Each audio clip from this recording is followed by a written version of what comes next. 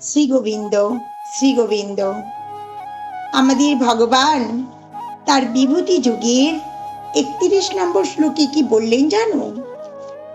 পবনং পবাতমস্মি রামং শস্ত্রভৃতামহম ঋষণং মকরশ্চাস্মি স্রোতস্যামস্মি জাহ্নবী।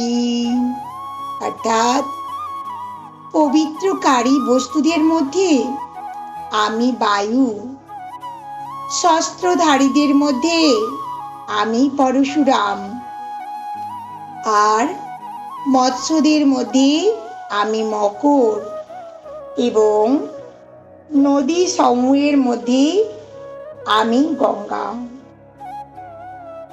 এই সমগ্র জলচর প্রাণীদের মধ্যে মকর হলো বৃহত্তম এবং মানুষের কাছে যা দারুণ ভয়ঙ্কর। এভাবেই মকর শ্রীকৃষ্ণের প্রতীক। রাধে রাধে, রাধে রাধে।